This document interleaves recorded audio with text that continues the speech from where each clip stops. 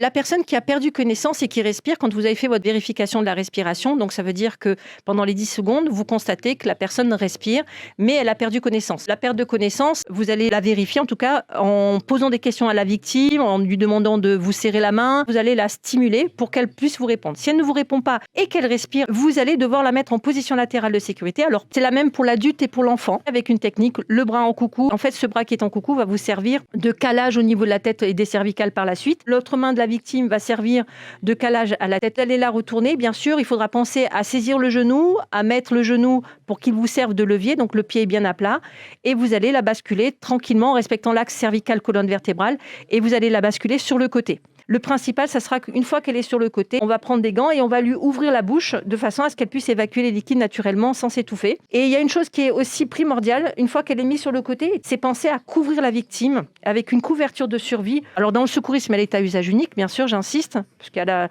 les liquides, etc. L'hypothermie, par la suite, ça peut entraîner un arrêt cardiaque. D'où la nécessité de vérifier en permanence que la victime respire toujours quand vous la mettez en position latérale de sécurité, tout simplement en mettant une main sur son abdomen et en vérifiant en permanence qu'il y ait des bruits de respiration. Donc on va la stimuler, bien sûr, avec délicatesse, puisqu'on ne sait pas pourquoi elle a perdu connaissance. Pour le nourrisson, vous prenez le nourrisson dans vos bras, donc la tête est vers l'extérieur, mettant la tête sur votre avant-bras et bien sûr penchez le nourrisson vers l'avant. Pensez à lui maintenir la bouche ouverte et à ce moment-là, vous allez pouvoir aller alerter les secours. Ne le laissez pas sur le dos parce que là aussi, il y a cette possibilité de régurgitation. Là où je voudrais insister, une personne qui a perdu connaissance suite à un trauma, par exemple une chute, un accident, où elle s'est plainte au préalable d'une douleur au niveau du dos, on évitera de mettre cette victime en position latérale de sécurité et on demandera un avis médical. Donc là, je vous invite vraiment à appeler le 15 ou le 18 et c'est eux qui vont vous donner les consignes pour la mise sur le côté.